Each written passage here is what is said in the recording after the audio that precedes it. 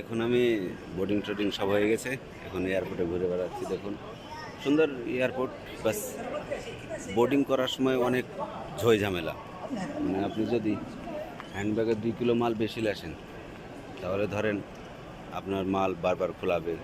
তো হ্যান্ডব্যাগে কম মাল আসবেন, 7 কিলো যদি থেকে 7 কিলো নিয়ে আসবেন, 7.5 কিলো হাইয়েস্ট, 8 কিলো পর্যন্ত ছাড়ে। 1-1 কিলো হলে সমস্যা নয়, 2-3 কিলো হলে সমস্যা। আর বিশেষ করে এই ট্রলি ব্যাগ যদি নিয়ে আসেন আপনি, এই ট্রলি ব্যাগ 2 কিলো ওজন হয়ে যায়, ঠিক আছে? তাহলে মাল যদি আপনি 5 কিলো নেন, তাহলে ট্রলি ব্যাগই হয়ে যায় 2 কিলো। তো ট্রলি ব্যাগ না এসে আপনারা যে স্কুল ব্যাগগুলো আছে ছোটো, সেগুলো নিয়ে আসবেন। স্কুল ব্যাগ যেহেতু পাতলা হয়, 1 কেজি ওজন হয়, ওগুলো ভালো। আর পাওয়ার ব্যাংক অবশ্যই হাতে নেবেন, লাগেজে দেবেন না, লাগেজে অ্যালাউ নাই। হাত ব্যাগে অ্যালাউ আছে পাওয়ার ব্যাংক, মোবাইল চার্জার, সমস্যা নেই, ঠিক আছে?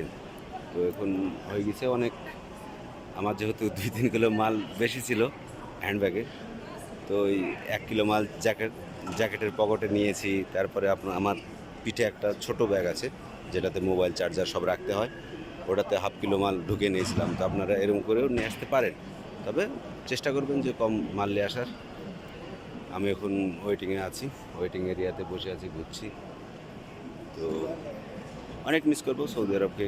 অনেক মানুষ, ভালো মানুষ, খারাপ মানুষ, আপনার সবাই সঙ্গে চলতে হয়েছে, কিন্তু আমি বেশিরভাগ মানুষের সঙ্গেই ভালো মানুষ পেয়েছিলাম জীবনে। অনেক ভালো মানুষ পেয়েছি, তারা অনেক হেল্প করেছে। তো জাস্ট এখন বাড়ির উদ্দেশ্যে রওনা দিলাম।